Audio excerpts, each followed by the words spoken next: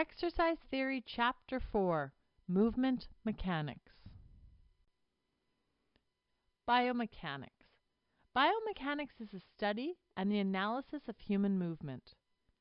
It's important to understand how joints move and to evaluate the safety, effectiveness, and efficiency of specific exercises. So now we're going to reach what is one of the more confusing elements when it comes to understanding movement and understanding exercise analysis. This can cause a lot of students some issues, so this is something you really want to review, read the textbook, use the study guide until you really have this down pat. And this is the fact that there are 3 different actions that a muscle can do. The first action is a concentric action, and this is where the muscle will shorten.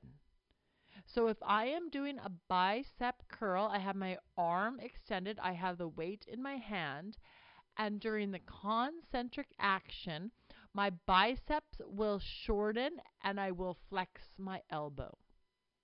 I am working against gravity. Gravity would be pulling my arm down, and I am lifting my arm and the weight up. It's a shortening. It's a contraction of the muscle. When we analyze movements, and last chapter when we talked about prime movers, we talked about what muscle will cause the concentric movement. It is done against the pull of the resistance. Where people get confused is the eccentric action. Now go back to our bicep curl example. We had done the concentric action, which was where the muscle shortened, where it contracted until our elbow was flexed.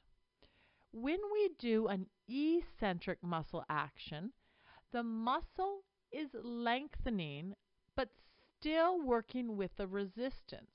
So this is not a stretching of a muscle, but rather on my bicep curl, my arm is extending down. I'm straightening my arm back down because I am lowering the weight back to the starting position.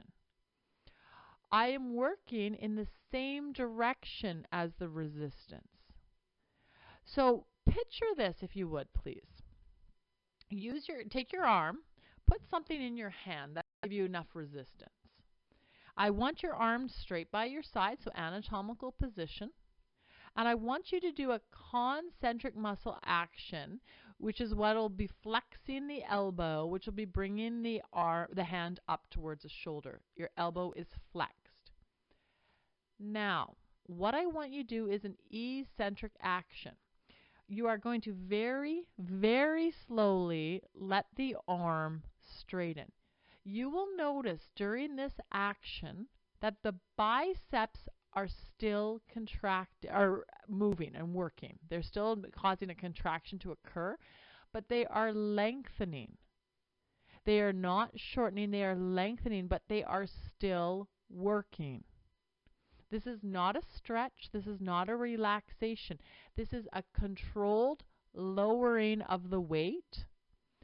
If I did not have an eccentric action as my arms straightened back down, so if my biceps, holding a weight, are not eccentrically acting, then gravity would pull my arm down. So imagine, have nothing in your hand, please. So make sure your hand's empty. Flex your elbow. Okay, that's a concentric. Now, instead of doing an eccentric action, I want you just to completely relax your arm and let your arm fall down the speed of gravity. Can you see how fast that happened? Can you see that your arm just went in a free fall? That is very different from what we do with an eccentric action, because in eccentric action, we are moving in the direction of gravity or the direction of the resistance, but we are slowing down the movement. We're controlling the movement. Another example, and please, I can't tell that you're participating or not, but I can't strongly suggest enough. Please participate. So you are sitting in a chair right now. Okay? Sitting in a chair would be like so right now you're just sitting, but to get out of the chair would be a concentric muscle action. So sit down. Now I want you to very slowly stand up. To stand up, your muscles are concentrically acting. The muscles of the gluteus maximus and the hamstring are shortening to extend the hip, and the quadricep muscle is shortening to extend the knee. Now that you're standing, I want you to slowly lower yourself back into the chair. Slowly. Really exaggerate this movement. You'll notice that your muscles are still acting. You are moving slower than the speed of gravity. And what is happening is you're having the muscles at the hip, which are your gluteus maximus and your hamstring, they're slowly lengthening to lower you back down. At the knee, the quadriceps are slowly lowering to allow you to go back down. Does that make sense? A way of picturing these, even though it's different, don't think about the muscle happening. Think about my analogy, okay? Imagine you're up on a rooftop, right? And imagine you have a rope with a bucket of water at the bottom. Okay, so you're on a rooftop, there's a long rope you're holding onto, there's a bucket at the bottom. The concentric action would be like you pulling that bucket of water up using that rope. Okay, so that rope is shortening. Okay. The eccentric action would be like you letting out the rope nice and controlled and lowering that bucket of water back to the ground. That is an eccentric action. If you simply let go of that bucket of water, gravity would pull it down and slam to the ground. That's not what's happening here. You are with control lowering that bucket of water. That is what the muscle is doing. Picture that rope being like your muscle. So as you concentric action, you pull that bucket of water up, that rope length is shortening. So with the muscle length and be pulling the two ends of the bone together.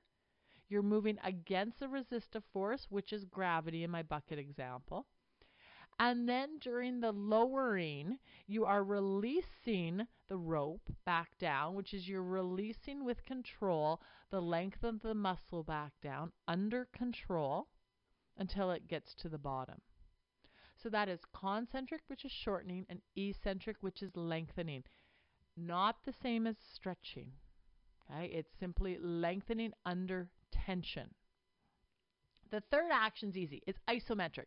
Isometric, by definition, means same length.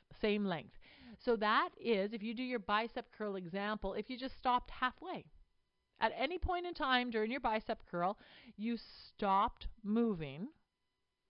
Your muscle will stay the same length, but will still develop tension. Using my water bucket example, that's like if you have the bucket of water and the rope, and you pulled the rope halfway up, and then you stop there and you wait there. Then that would be an isometric. The muscle is not lengthening or shortening, but it's maintaining there under tension. So let's say it is some different ways. So concentric action. So a concentric action is lifting a weight from a lengthened muscle position to a position where the muscle length is shortened. So in this individual, this diagram, they are in the process of bringing that weight up towards their shoulder. Okay, they're in the process of it.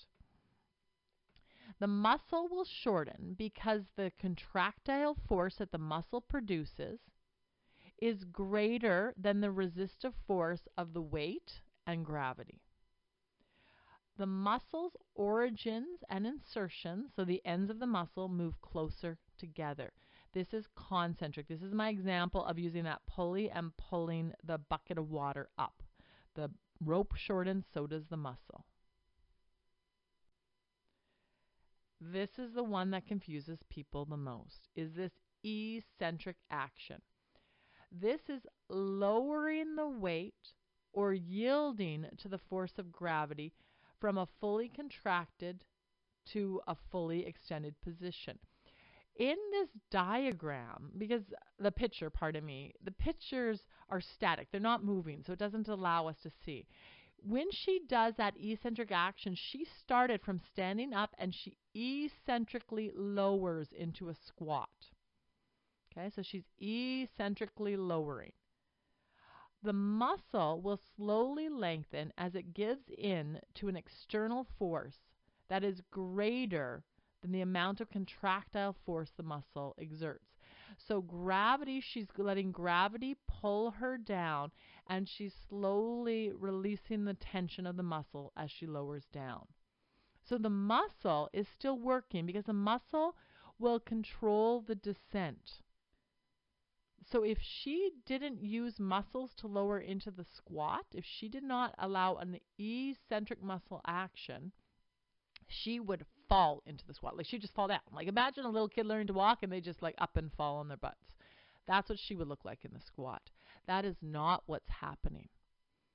So the muscles origin and insertion move farther apart.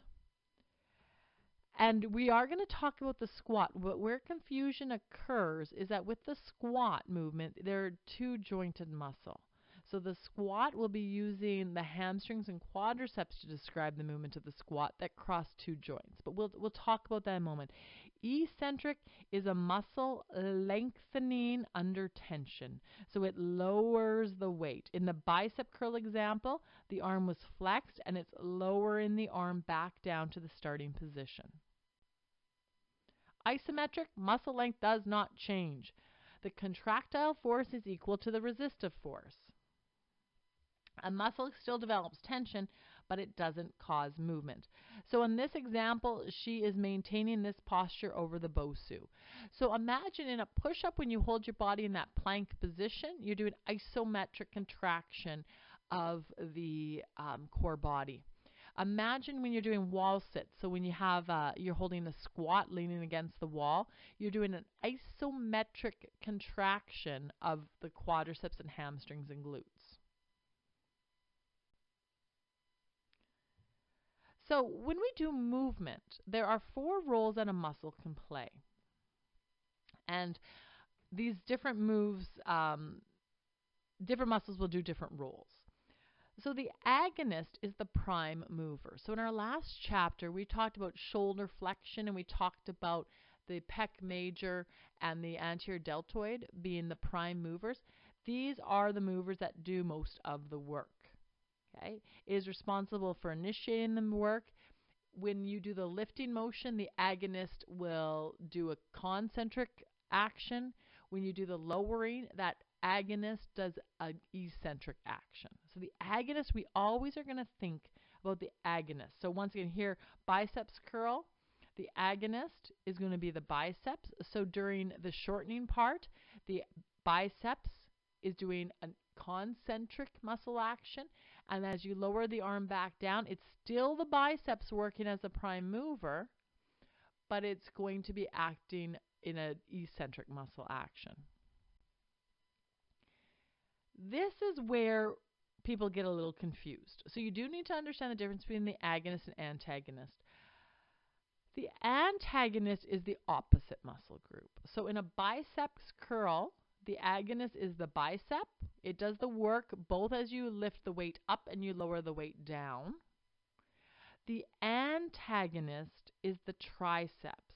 So that triceps is going to control the movement. It's going to relax enough to allow that bicep to contract. It's going to stabilize the joint and provide protection. Whenever you think of joint movements, please always think of the agonist.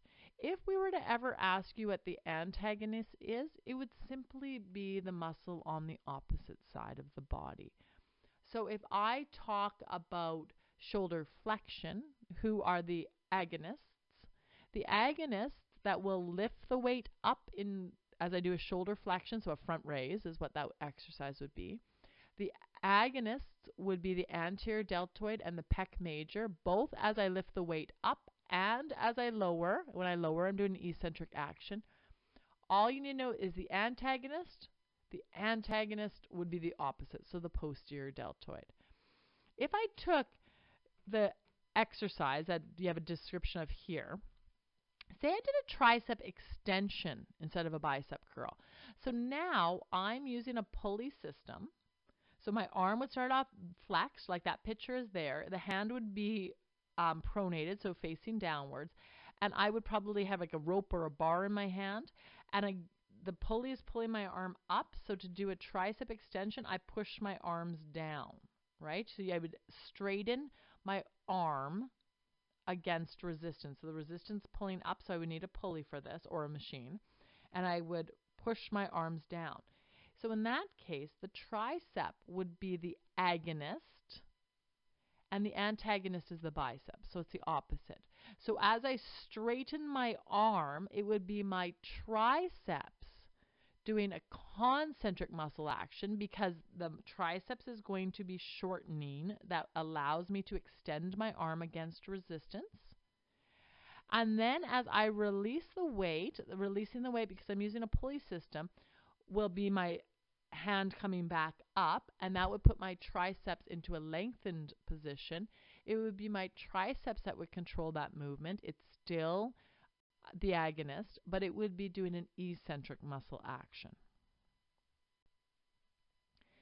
The next role would be a synergist. They are going to assist the prime mover, so they'll provide some additional joint stability. So the brachialis is a muscle we have in the forearm that's going to assist the biceps in the bicep curl. Another example, actually, on a lateral raise. So when we're doing lateral raise, you're standing up, you have dumbbells in your hand, and you are going to be performing shoulder abduction, taking the arm out to the side. The prime mover is going to be your medial deltoid. So as you lift your arm out into abduction, it's going to be the deltoid muscle doing a concentric muscle action, so it's shortening as you lift it up. As you lower the arm back down slowly in the direction of the gravity, but with control, it is still the same prime mover. It is still the medial deltoid, but now it's doing an eccentric muscle action. The synergist is that supraspinatus. Supraspinatus is going to assist the movement. And then finally, the stabilizers. So you could be an agonist, which is the prime mover, the antagonist, which is the opposite muscle, a synergist, which aids, or a stabilizer, which is going to secure joints or body segments while other movement takes place. So this comment here is they're saying that there's going to be contraction of the shoulder girdle, so stuff going on in the shoulder that's going to stabilize things so that the biceps can do a bicep curl. So while you're doing a bicep curl, if you completely relaxed your shoulder girdle, you would find that you would be pulled into medial protracted position as you did that. But instead, the stabilizers within the shoulder and around the scapula are going to stabilize. All right, so now this part is going to be the part that's going to require the most review. Stick with me on this. Follow along with how I break down the logic of this. So what we're going to do is we are going to be looking at different movements. And as we look at different movements, we're going to figure out which is the agonist and what muscle action it provides. So the first exercise is the curl up. The first thing you need to analyze is what is the work phase. So the work phase of a curl up is as you crunch up, as your spine flexes. Okay, that's the work phase. So the up phase is the work phase in an abdominal curl up. So please, even use a piece of paper. Hide the down phase column. Okay, we don't need to think about that right now. Okay, so during an abdominal curl up, as we do the up phase, as we crunch up, what joint has the movement? So as you do a curl up, the joint movement, or the joint that the movement comes from, are our vertebra, our spine. So the next question you need to ask yourself to analyze a curl up is, what is that movement? What is that joint action? And the answer is, during the up work phase, it's spinal flexion. Spinal flexion. Next thing, are you working with or against the gravity? Because it's the up phase, you're working against gravity. Gravity's pulling you down, you're working against gravity to come up. So what type of muscle action will pull you up? Well, the rectus abdominis needs to shorten.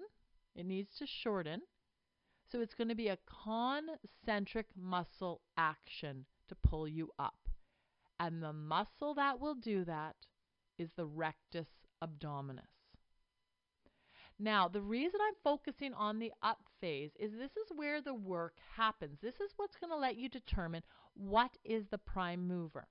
Because the down phase is only going to be the same prime mover that is just going to be doing an eccentric, a lengthening muscle action. So down phase, the joint stays the same, okay? Because it's still going to be the spine that works.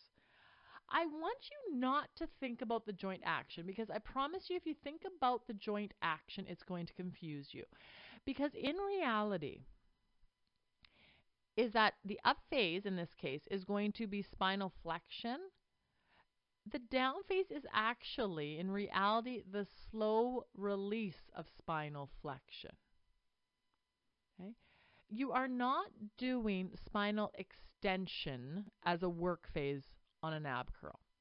If you were to crunch up, okay, that's your work phase. If you were to go down, all you are doing is slowly releasing the movement of spinal flexion. If you did spinal extension, you would slam your shoulders into the ground. Picture that. And maybe pause the thing and try that. Do a curl up and then try to do spinal extension to come down. That's not what we do.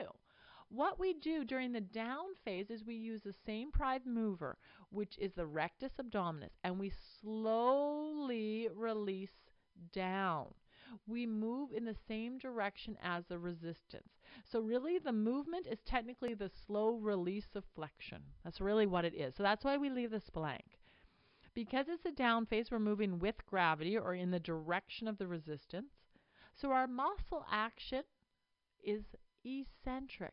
The rectus abdominis is slowly lowering under tension. It's slowly lengthening under tension. So the muscle used is still the rectus abdominis. The confusion people make. They figure out the up phase fine, but then they make the mistake of saying the down phase is the opposite movement. So they would say extension in this case. And then they get confused because they'd go all of a sudden, well, the muscle used is going to be the erector spinae. No. No, no, no, no, no. That's not what's happening. It is still, and I, once again, try it. Please try it. Do an ab curl up nice and slow, and then as slow as you possibly can, lower back down. And you are going to feel your abdominal shake. You'll know it's the rectus abdominis that's really doing the work. So this is that lowering of that the pail of water down, or bucket of water. If I asked you about an isometric, if I do an isometric ab curl, well, guess what? It is still the same muscle. It's still the rectus abdominis with a isometric muscle action. So let's carry on to the next exercise. So now we're going to move into push-ups. So they are all in the up phase. So once again, please actually cover up for right now the down phase until I start to talk about it, okay? So on a push-up, what is the work phase? Where do you work?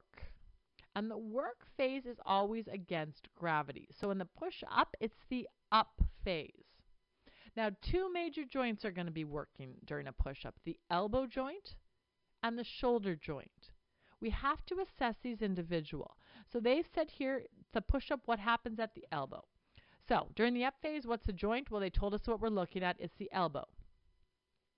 If you imagine those individuals, they have just finished the up phase. They did the push-up part. Okay, they just finished the up phase. Okay, so imagine they all start on the bottom.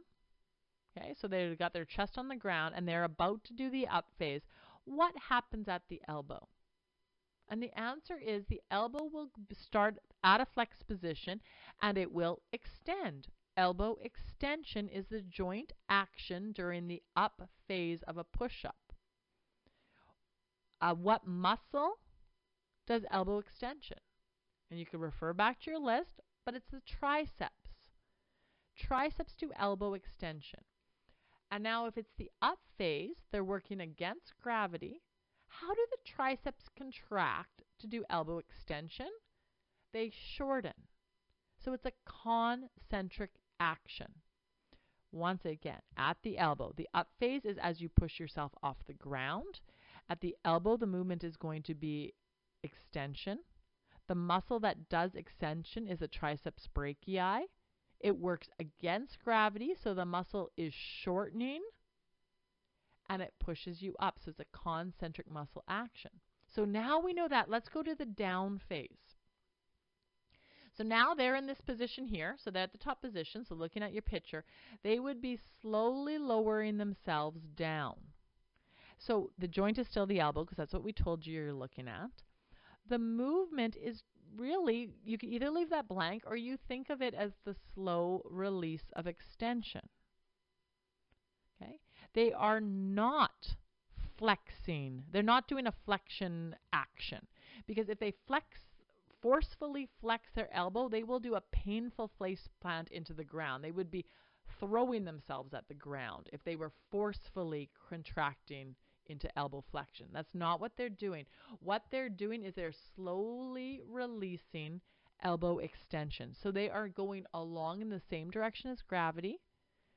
It's always the same muscle. Okay, so the triceps will slowly release elbow extension, okay, in an eccentric muscle action. Okay, little hints for you guys. The joint will always stay the same. Don't ever think about what the movement is during the down phase. Only analyze the up phase. The up or work phase is always going to be a concentric action. The down phase is always going to be the releasing of the muscle slowly, which is eccentric action. And the muscle used will always be the same. So all I'm trying to stress to you guys is if you could figure out the up phase, everything stays the same on the down phase except the muscle action changes. It's a lowering, a release of the weight. So now, push up, we're looking at the shoulder. Once again, cover the down phase for a second.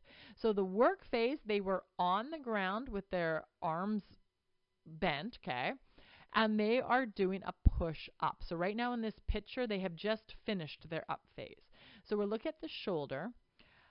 To push up, they're actually at the shoulder alone. This confuses people a little bit. They're doing horizontal adduction.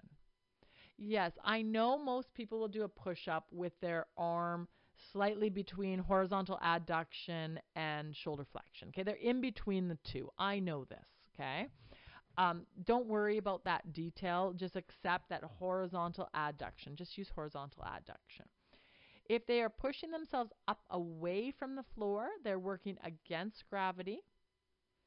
The muscle that will cause horizontal adduction against resistance is going to be your pectoralis major and your anterior deltoid.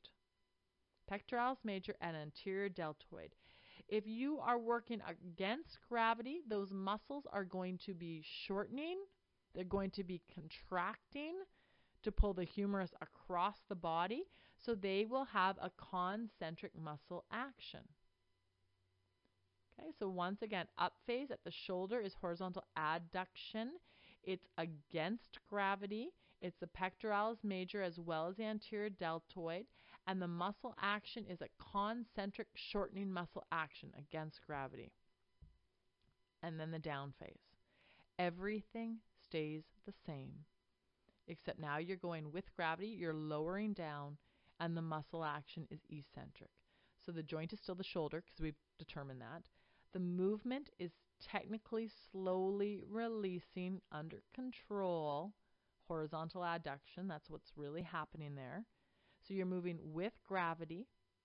The same muscle is going to be in charge, so it's the pectoralis major and the anterior deltoid, and the action is eccentric. They're slowly lengthening. They're controlling your descent. If these individuals did not do an eccentric contraction of pec major and your anterior deltoid, they would do a face plant when they hit the ground.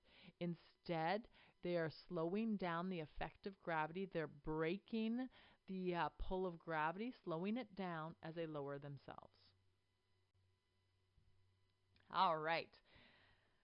this concept, honestly, if you could get this concept, you are set and fine.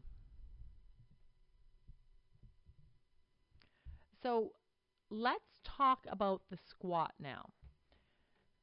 The squat has two major joint actions that we're going to think about, the hip and the knee.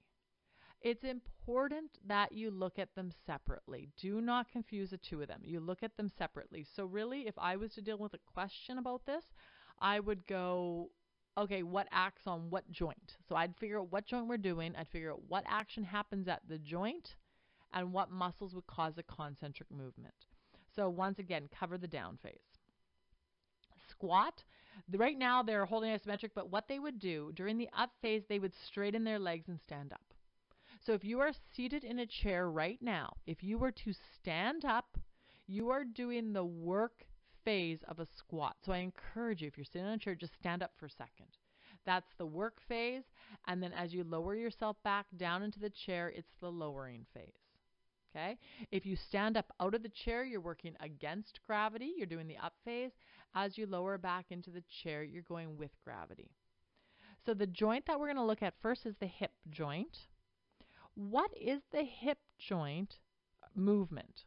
And so if you look at just what happens at the hip joint to come up out of a squat to do the work phase of the squat, the standing up portion, hip extension occurs. Hip extension. What muscles did we discuss that caused hip extension? And the answer is your gluteus maximus and your hamstrings. Both of those muscles cause hip extension. So that's why when we do squats, when they're coming up, we tell people squeeze their glutes, squeeze their butts, drive their hips forward. That is because it's hip extension during the work phase. The gluteus maximus and the hamstrings are contracting concentrically. They are shortening. They are shortening, which is going to drive the hips forward. Okay? So now you could clear your paper out of the way and look at the down phase. It's also the hip, but now you're lowering down. They were standing up and they're lowering down into the squat, or in your case, you could be lowering down into your chair. Their movement is with gravity. So what they are doing is they're slowly releasing extension. So it's the same muscles acting on the hip. It's the gluteus maximus and the hamstrings. And they are doing an eccentric muscle action. Once again, if these muscles did not slow down the movement and slowly release the hip extension, if they didn't do that with control, the person would fall and land on their butt.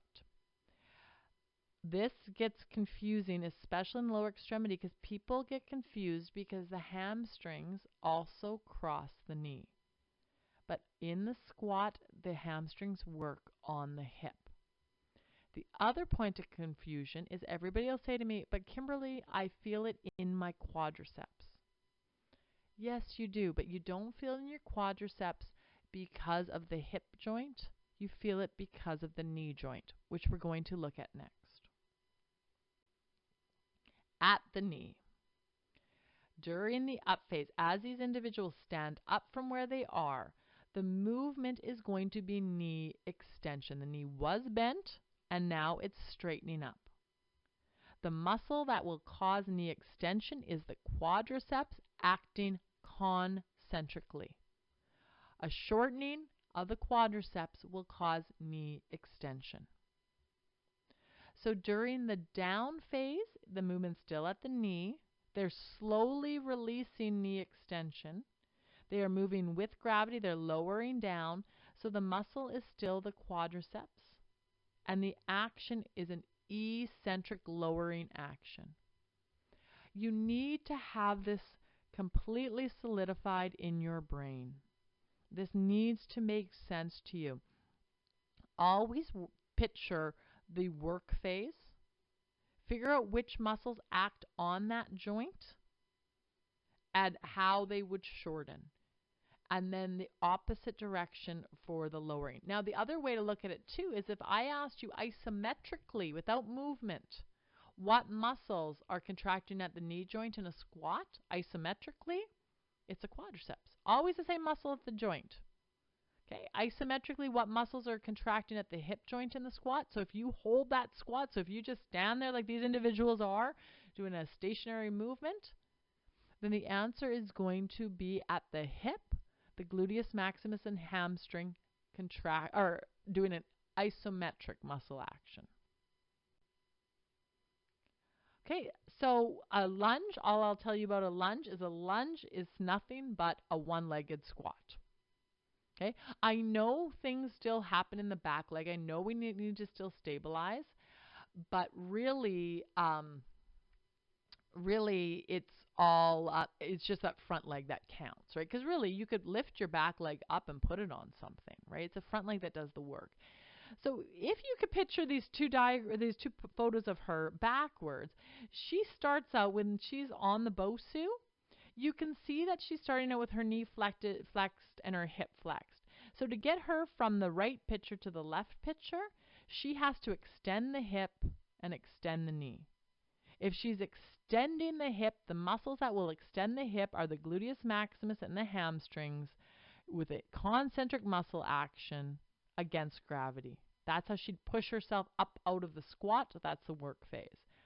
As she moves from the picture on the left to the picture on the right, so lowers into the squat, it's still at the hip. The action's still at the hip. It's a gluteus maximus and the hamstrings doing an eccentric muscle action.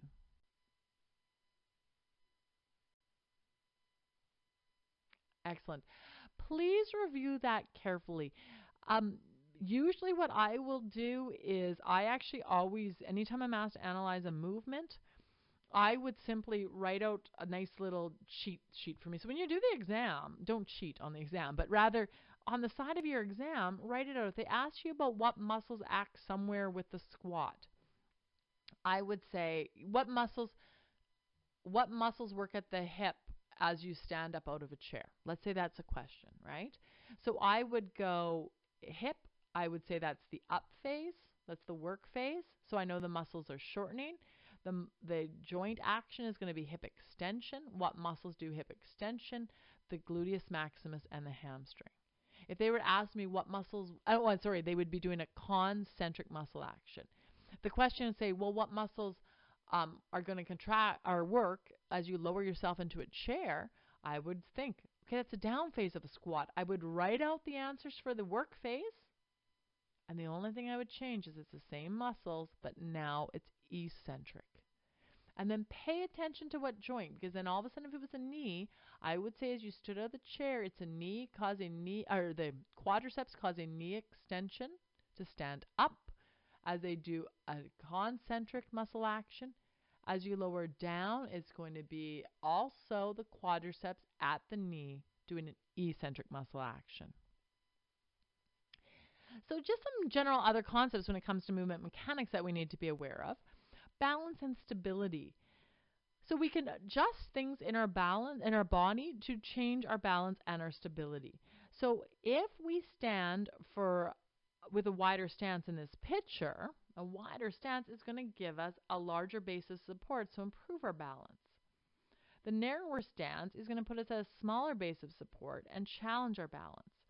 So we need to realize that when people that don't have good stability, especially older adults, that they are at a higher risk of falls. If they fall, they can really, really injure themselves. And in fact, their mortality rates in a year, the chances of them dying within a year as a senior citizen, if you fall and break something, are very, very high. So we want to manipulate the 5 factors that affect stability. And if we can manipulate these factors, we can challenge or make more easy stability and balance. So the first factor is going to be our base of support. So in that last picture you saw that. So this is the region bound by the body parts in contact with the supporting surface. So how wide is your base of support? The wider of a stance you have, the more stable you will be. So picture a sporting position. If you told an athlete to get in a ready position, they're going to stand with a wide stance. Okay? Narrower stance is less stable. A single leg is even less stable. The other thing will be your center of mass. So the center of mass is a point in the body where your weight and mass is centered, okay? So it's your balance point. And in anatomical position, it's roughly around the level of the pelvis. The closer your center of mass is to the ground, the more stable you will be. So if you're sitting on the ground, you're way more stable than if you're standing up.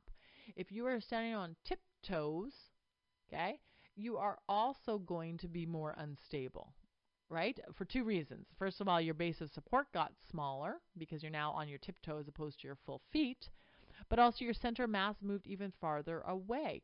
So taller individuals have a balance disadvantage. You know, their center of mass is further away from the ground. But we could adapt this. So remember, go back to my athlete example. I didn't finish that off. I said that if an athlete needs to be in a ready position to do something, what do? They take a wider stance and they usually bend their knees a bit. They are lowering that center of mass closer to the ground. They're making themselves more stable. The next factor is going to be the line of gravity. So a line of gravity is an imaginary vertical line that passes through our central mass and the ground. If that line of gravity is centered over top of our base of support, we will be more stable. So if my pelvis is over top of both of my feet, I am more stable. If I move my line of gravity outside of my base of support, it will make me less stable. So imagine shifting your weight far to a side. It'd be very easy for someone to come and push you over. You would not be very stable. The next thing that will affect our balance is our friction. Okay? So the more friction we have, the more stable we would actually be. So the example is ice versus walking on carpet. So if you're on a very frictionless surface, there's still friction with ice, but comparison to carpet, it'd be much less friction. You are going to be less stable. And the final one is inertia. So that is a concept that a object at rest tends to stay at rest, and an object in motion stays to stay in motion. So what that would mean is that as I am in motion, I'd be stable. As I try to stop, then that's going to give me a moment of being unstable, right? So you could picture somebody that's moving sideways and kind of at that end point, they're the least stable because they're really having to take that line of gravity and bring it back over their center of mass.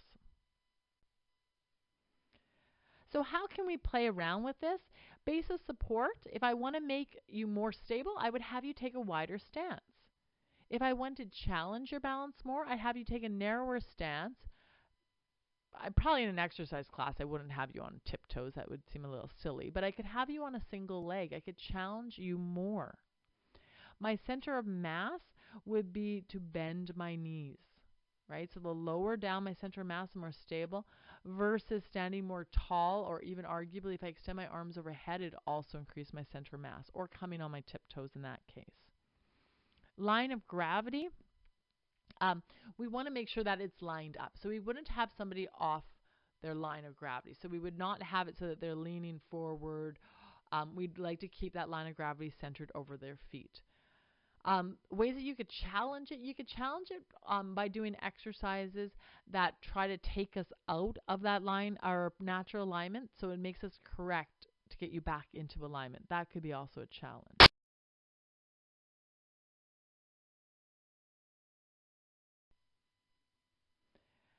So then it's important to notice that the human body is a lever system. So the way that muscles will pull on bones is a lever system. You'll learn a lot more about this if you take the resistance training thing. But in reality, the long bones of our body are going to act as rigid levers that the muscles will pull on. Okay?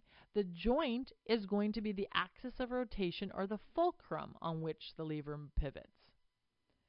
And the muscles will apply a force which will produce an effort. Okay, so that's how the body will work. So when I do a bicep curl, my forearm is going to be the lever, my fulcrum is going to be my elbow, and my muscles are going to give an effort force, whereas the weight in my hand will give a resistive force. That is how the lever system works. Here is worth pointing out that they're doing push-ups 3 different ways to the left. And if you measure the line from the contact on the floor to where their hands are, you can see the first lady has a very short lever. This would be an easier exercise. The reason it gets a little harder when she does a plank position, the middle lady now, to the knees, is now that lever is longer. It's going to be harder. And the hardest lever would then be the push-up, because that gentleman's foot, that's the fulcrum of rotation, whereas his arms are very, very far away from the fulcrum, which makes them work a lot harder. So here's just another visual of a lever. So the force is generated by an external source, such as gravity, inertia, or friction, and then the body that resists the motion is called the load. Okay, so you have a fulcrum, an effort arm, and a resistance arm. This class of lever that we see right here is not actually the most common ones. Okay.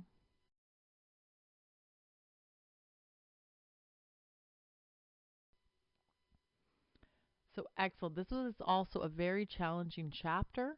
You did very, very well. Just keep reviewing how I taught you to look at movement mechanics and go over and over and over the examples until it really starts to make sense.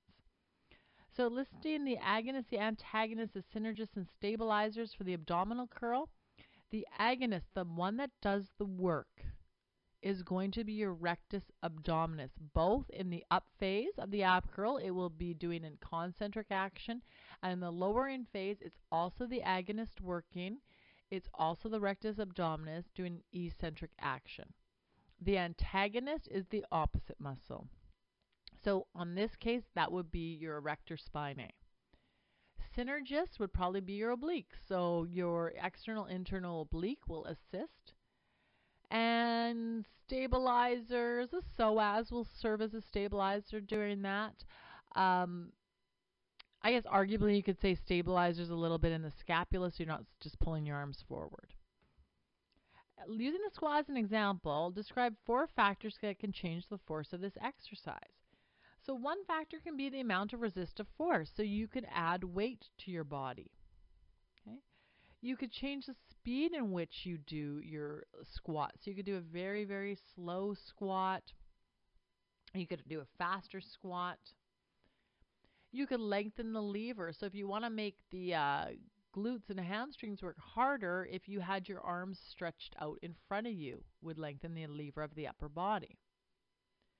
And then the angle of pull, that one would really sort of depend. Arguably, to change the angle of pull, you'd have to start dipping below 90 degrees, but as we'll discuss later, that's going to be harder on other joints. And using the 5 factors that affect stability and balance, how can I modify the lunge exercise? So the 5 factors is your base of support, your center of mass, your line of gravity, friction, and inertia. So if my base of support, I can, I'm going to change my base of support. My base of support with the lunge exercise, I guess I could change what I'm resting on. So I could put my base of support on an unsteady surface to make it harder. My center of mass, I'm going to make my center of mass more challenging. I guess I could raise myself up higher off the ground. I could do it off a bench instead to play around with my center of mass. My line of gravity, if I wanted to challenge that, I'd probably put a dumbbell in one hand and not the other. So the dumbbell would be trying to pull my line of gravity off to the side, and I'd have to correct it by keeping it more centered. Friction, I can make it harder by putting my back foot on a glider or on a freely movable surface. So like some of those gliders like that you would do the skating motion on, I would use that. And then inertia, I could try to go very slow or very fast, change around that speed and momentum. Excellent.